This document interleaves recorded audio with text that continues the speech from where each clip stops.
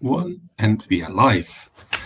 Welcome everybody, it's podcast time, Treasury Masterminds podcast, episode 5, from Treasurer to TMS, Quique's journey from the Treasury desk to the tech front line. Really catchy title, but this is really your journey, Quique. We're here for 30 minutes. I prepared a lot of questions for Quique. Interesting story. You've seen all the sides. You've been a consultant, you've been a treasurer, now you work for TMS. I have prepared some really nice questions around this. Audience is there as well. You don't see them, they hear us. We're live on LinkedIn. If you have questions for me, for Quique, post them in the chat, post them in the comments, and we will see them, and we'll definitely get to them. Otherwise, no questions yet. Let's dive into it. Quique, welcome to the podcast. For those who do not know you, can you quickly introduce yourself? Sounds good. First of all, thanks, Patrick, for hosting me here. I think it's going to be a really cool conversation about what we most like in the world, which is treasury. Background about myself. Originally, I'm from Spain. I am an engineer from a studies background, although I never exercised the engineer career. Very technical person. I always liked maths. I always liked physics. Dropped into the treasury world very randomly at my second job. I think that this is quite a common thing that my former bosses and my former leaders told me, that you jumped into treasury without really expecting to jump into treasury. Been learning there for the last 6, 7, 8 years a lot. Again, super happy to be here and excited about this podcast and about this conversation. Yeah. Okay. Thank you. So I've known you for a while. You've been following me. We've been talking to each other. Looking at your CV, you've been at EY Consulting, BBVA, a bank, then into corporate treasury, Teya and Northern Data, and now you're at a TMS vendor, helping build Embat in the UK. You mentioned you jumped into treasury or accidentally fell into treasury, but you've seen it all, consulting, banks, corporate treasury, and now TMS. How did that all happen? How did you end up in treasury? That's a really good question, and I agree. I've seen quite a lot of things, which again, we only live once, so I think this is cool to learn from a bunch of different places, and that's been always my mindset, to try to grab all the knowledge and see what essentially not only you like, but what you're good at and you enjoy in the day to day. Starting my career in consulting, that's probably a more traditional path when you finish engineering. Personally, didn't really like it too much, probably because it was more strategic consulting and was, a bit less technical as I was expecting. I finished engineering with my mind, with all of the complex equations and complex thermodynamics problems, right? And jump into a world that was a bit more flashy and more high level, although I learned a lot about my commercial aspect. Then moved to a bank.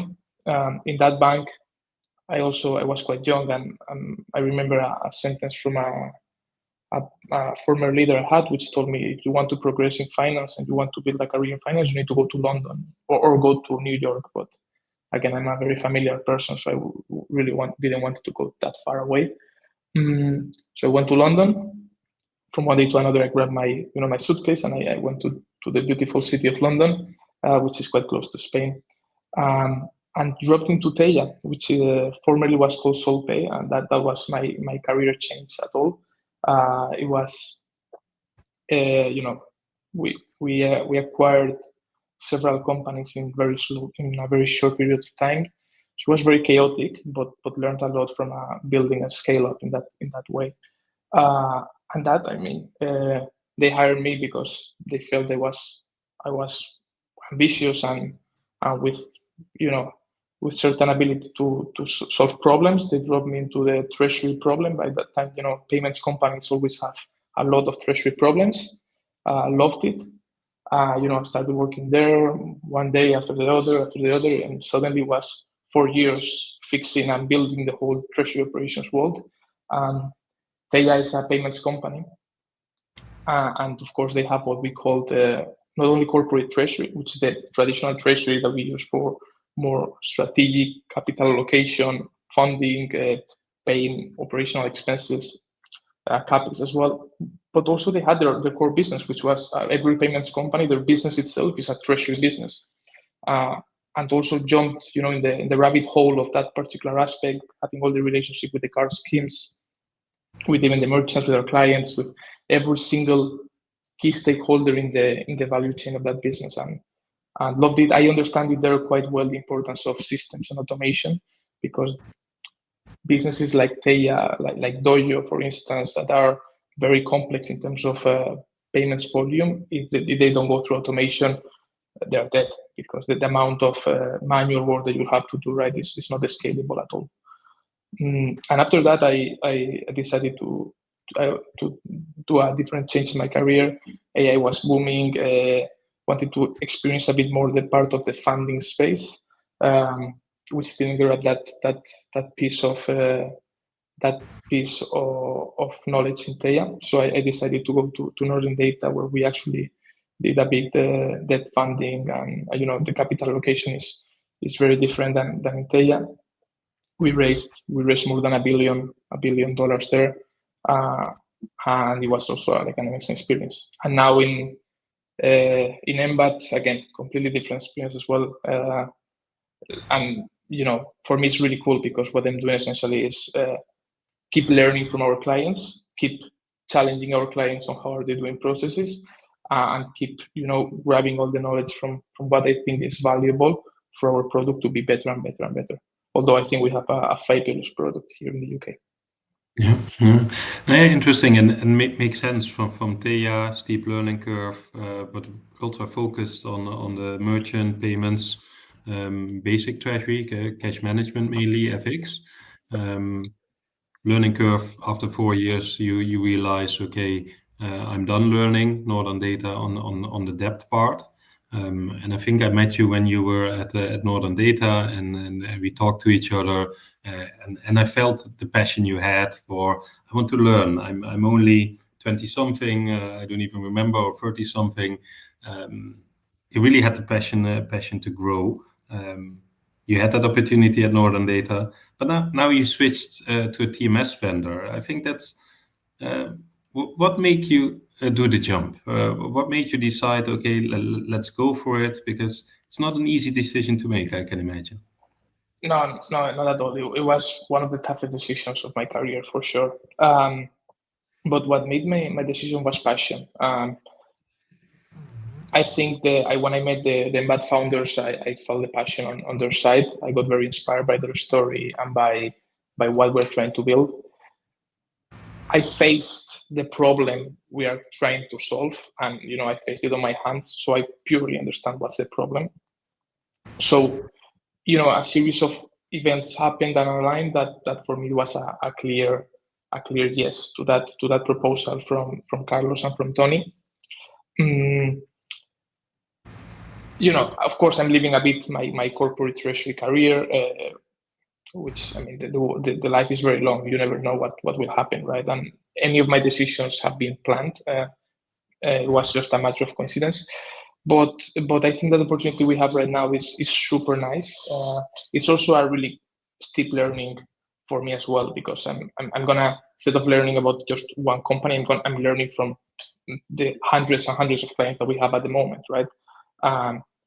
And it's not only learning on treasury, but it's learning on different stages of the whole financial chain, which is also, it also makes more complete the whole conversations, right? That we are not isolating only on treasury, but we also cover accounting, cover procurement, cover bank reconciliation. So we speak with a lot of stakeholders on a day-to-day basis. So yeah, that's a bit the idea. But now I'm super focused on this challenge, right? We are launching the UK. We're already, starting with we have more than we starting with having clients here, speaking with them, solving problems for them.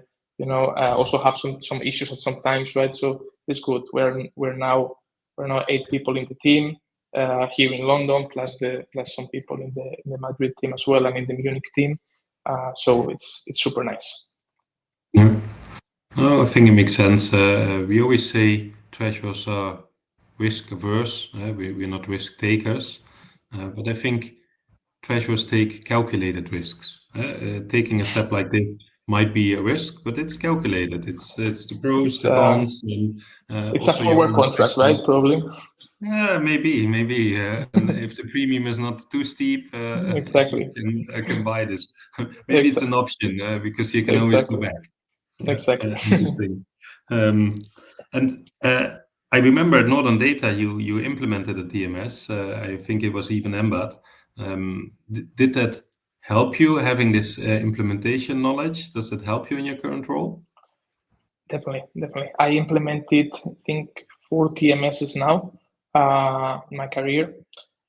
Of course, like here we are, being super transparent. Not every TMS is perfect, right? Everyone has different issues. However, what I saw in Embat was completely different game changer, but especially because traditional TMSs have my view is that they have a bit of a problem when they from the sale part to the actual implementation side. And for me, the Embat sale part probably was the easy piece, but not easy, but the as expected and quite similar to the other experiences I had with other more traditional TMSs. But where I was actually impressed was on the implementation side. The involvedness of the team, the fact that we are implementing the TMS ourselves, that we purely understand it, and that I see that the implementation team have care, which is one of those values that for me are crucial in a person, in a company, that they really care about your problems, that we can stay at night discussing certain issues and how can we actually improve them, right? That's something I never saw, and for me was seeing that passion in the team was also one of the reasons why I decided to join Embat, because at the end it's all about the people, right? I think right now, even with AI, problems that are getting, maybe a bit, this can be a bad quote, but easier to solve. It's just about how much do you care to solve them, and how much do you want to put the effort to do it, right? If I see a lot of people that have a 9 to 4 job, right? At 4 they switch off and call me tomorrow if you want, right? Whereas in Embat, I saw like a bunch of people that are hungry to actually solve our clients' problems, right? And that's something that you cannot really control on a brand. Yeah, I like it. You must you must be talking to many treasurers, talking to them. Of course, you're in sales, trying to sell them something. But I think it starts with exactly what you say. What problem do you have? Is there a red line you're seeing? What are the main struggles you see with corporate treasurers nowadays? Because you see many treasuries now. Yeah, I always joke with my co-launcher here, Theo, which is like our sales expert, and he's teaching me everything about sales, that I'm a terrible salesperson, because I actually, when I go into the meeting with clients, I don't know how to sell, honestly. I just talk about my life. We speak about their problems, right? And for me, I'm super honest with them that our goal is to solve their problem, right? It's not to actually give them, like Embat has most TMS different modules, right? We solve for bank connectivity, we solve for treasury, for forecasting.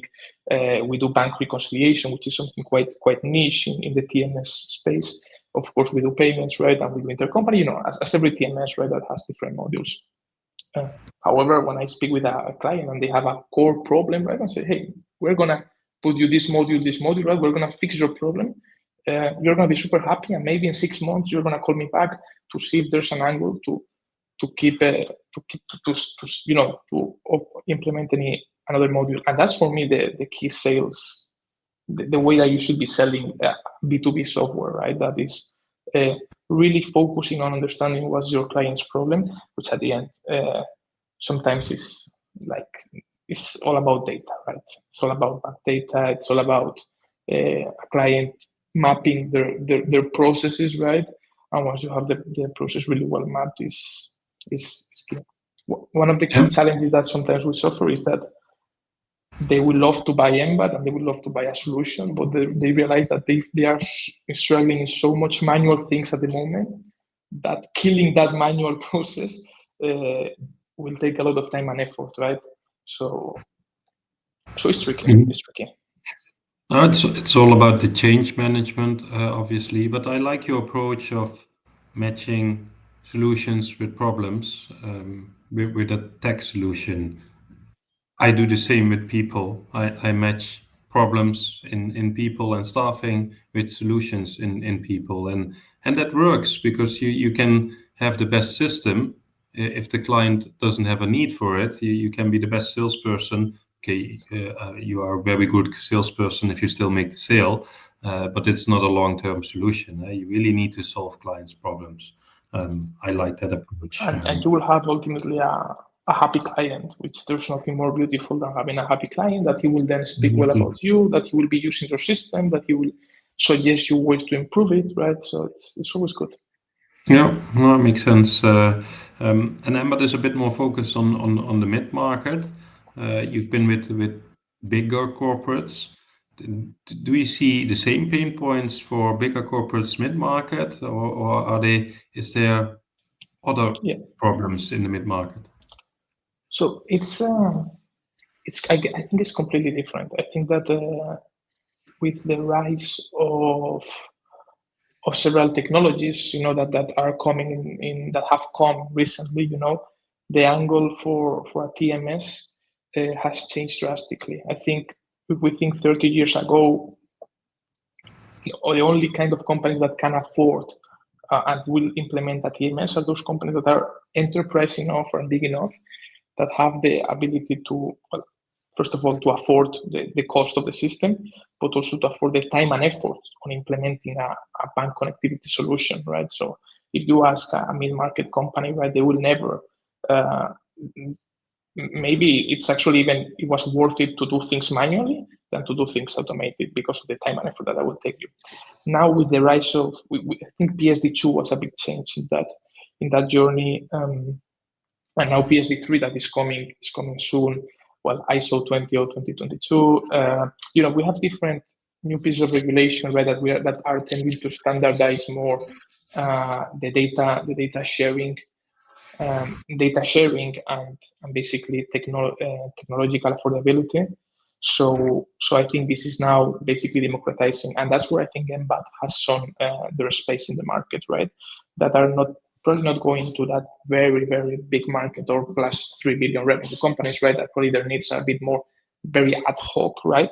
But actually putting a solution where a mid-market company can realize that by implementing a system like Embat can actually get a ROI of probably like 500% plus, right? Just on, on very short payback periods, especially because our implementation times and our time to value is super short. I think probably if you asked me this question 10 years ago, hey, treasury systems, treasury software, okay, like your automated thought is gonna be, this is gonna be complex as hell.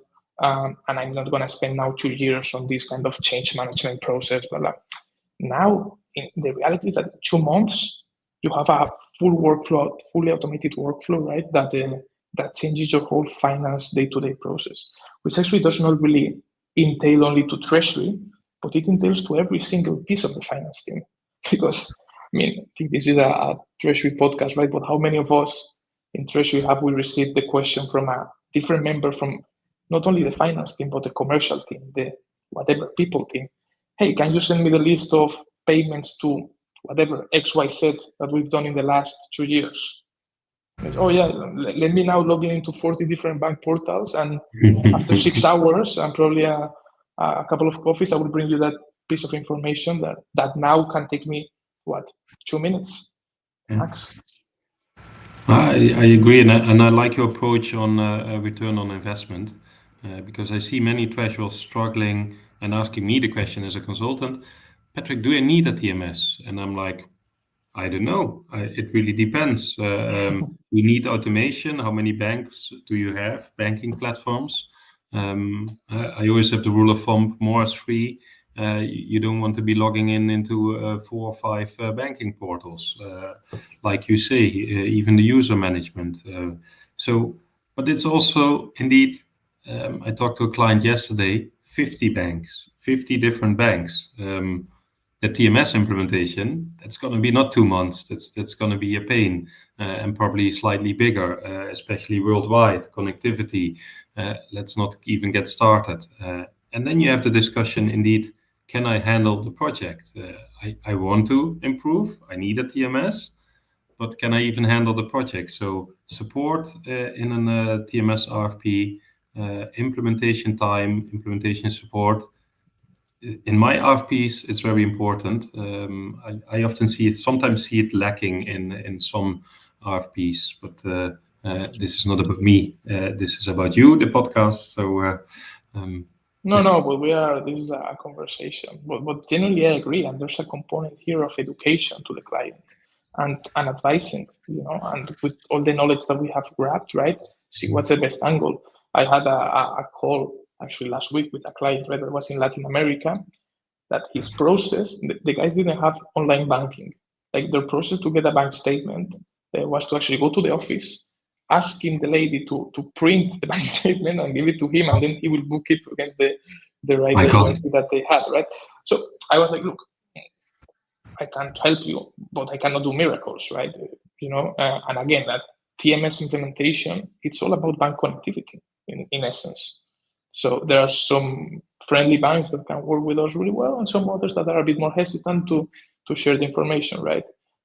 The next step here is probably you will quit and churn on that bank, and you will probably go into a different bank. But that's a different thing. Okay, interesting. Let me follow up on that. You mentioned your TMS is real-time treasury. What does real-time really mean from your perspective?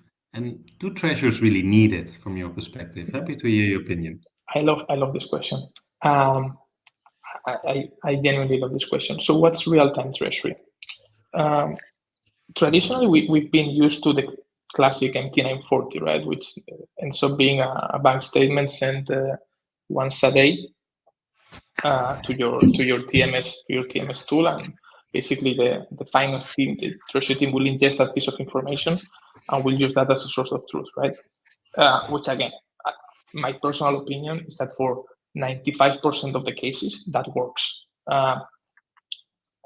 at this point in time. But the reality that when you go to the mid-market company, even to the shorter terms, that cash starts to become a bit more of an issue, that we also need to think that we are not living anymore in a 0% interest rate environment, that now we have several countries with here in the UK, we have 4.2, 4.25, I think at the moment, or 4% interest rates.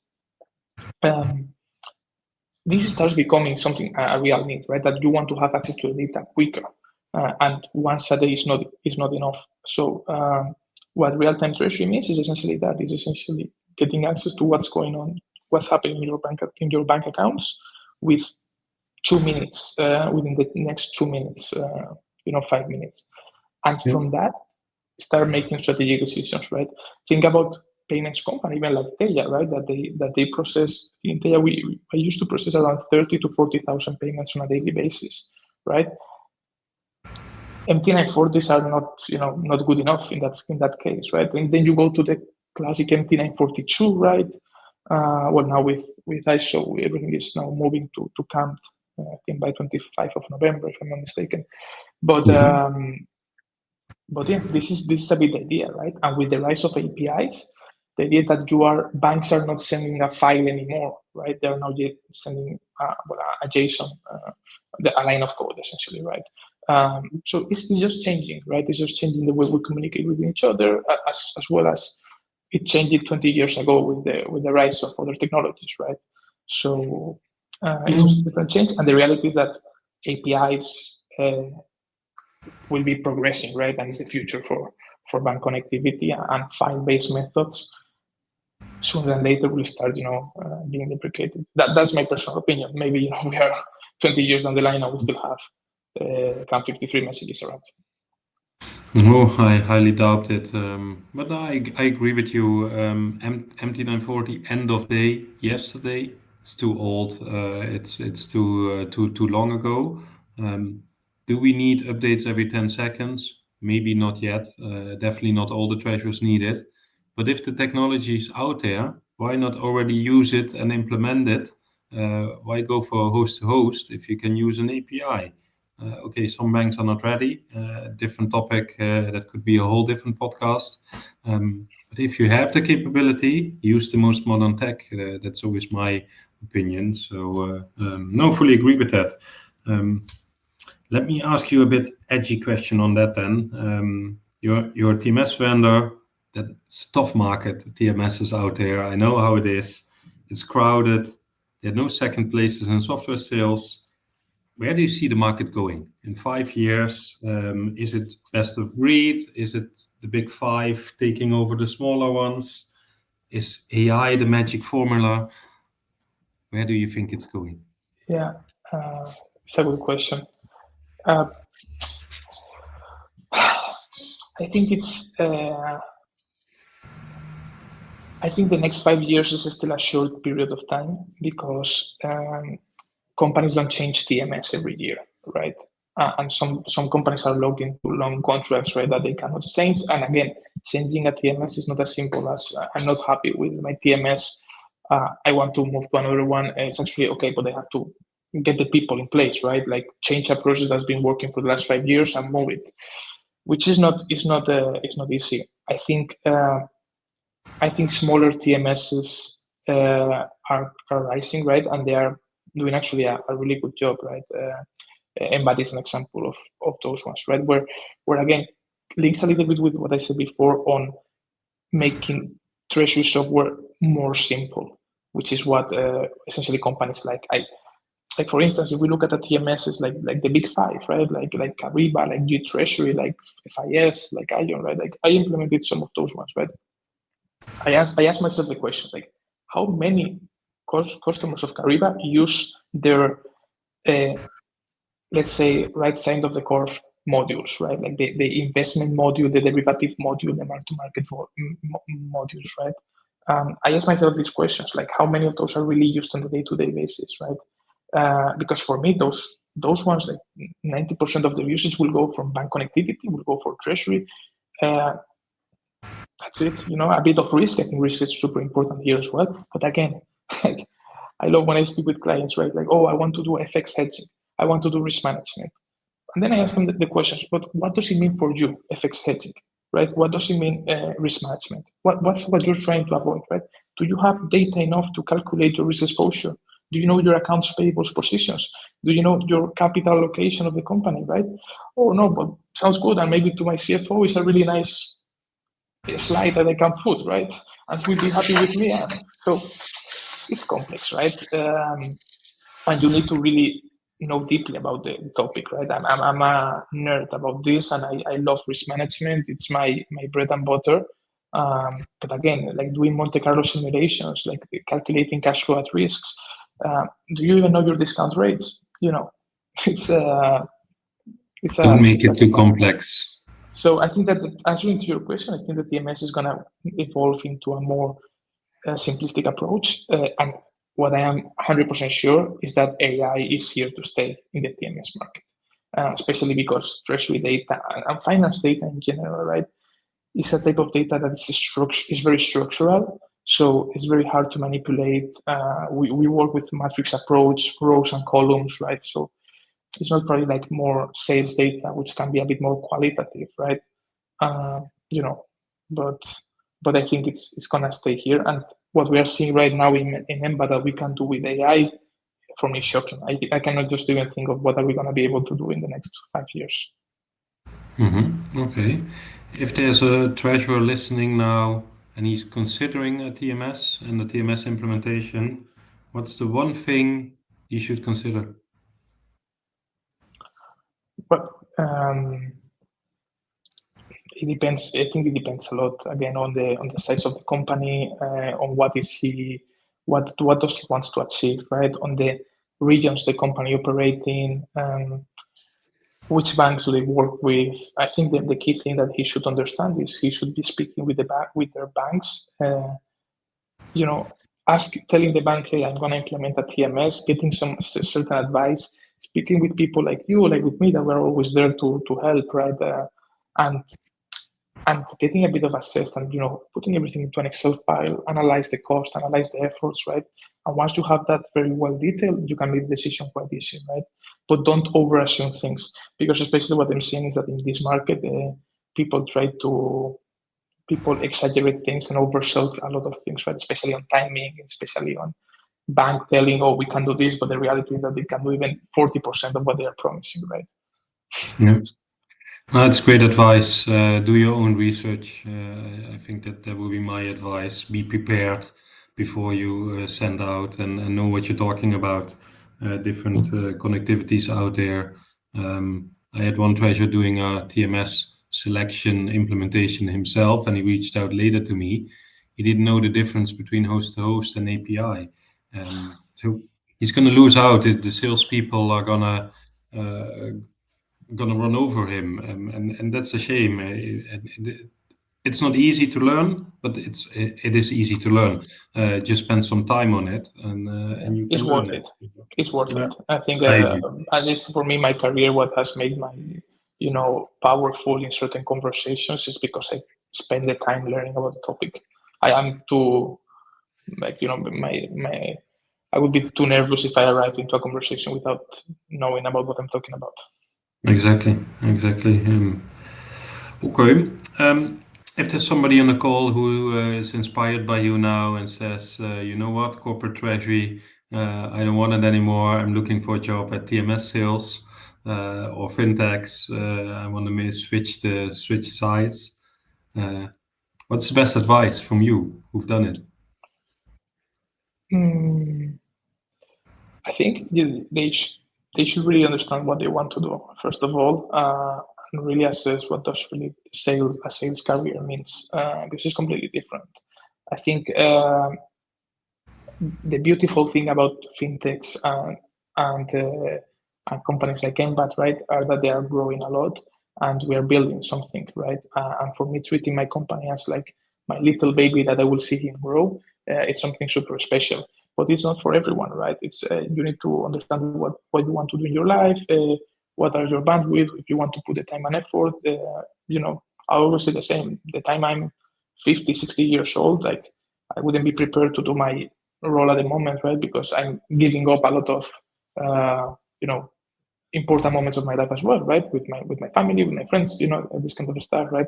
So you just need to assess. But if you want to really go into a company that is into the more the fintech stage in a sales company, you want to really know that this is it's not for everyone, but you're gonna have to put the time. Yeah, great advice. Thank you. As a final question, I have a really light question. I want to keep it a bit off topic. What's one thing that's not on your LinkedIn page which you want to share? This is a tricky question. I'm not. I am still not very on LinkedIn at the moment, although I'm trying to get there. I speak a lot with my marketing team that I need to professionalize there and learn more on that marketing effort. I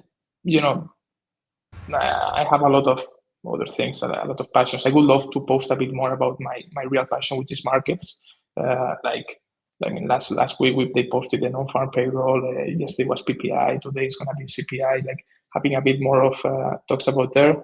It's complex because my job doesn't really let me be very detailed on that. And then out of work, I'm I really like sports and getting there my running improving there, and the moment I think you reach the 30 years old, everybody's going to the Ironman. I'm trying to get there, but it's complex as well to have the time. Exactly, the time.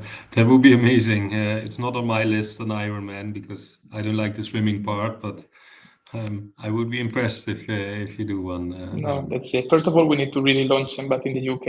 I want to have a presence here, like build a team, make sure that we have clients that are happy clients, engage with the banks, telling what's happening with the TMS space and how are we evolving, right? We're launching now our Tell Me brand, which is a fully fledged embedded AI agent within Embat, and I think this is my whole priority at the moment. Well, I get it. Thanks so much, Quique, being on the podcast, being so open and sharing your story, which is a great story because you've seen so many sides and your willingness to share this. Towards the audience, this is only 35 minutes. This is the tip of the iceberg. If you want to know more about Quique, want to know more about Embat, just reach out to him. You can connect with him on LinkedIn. He's a very easygoing person to talk to. Even if you only have a chat with him and not necessarily looking for a TMS, still reach out to him. He loves to talk treasury, maybe a bit AI, maybe a bit sports, maybe a bit Ironman, but let's see where that goes. So thanks for your time, Quique, being on the podcast. Thanks, audience, for listening in, and enjoy the rest of your day. Thank you very much, Patrick. And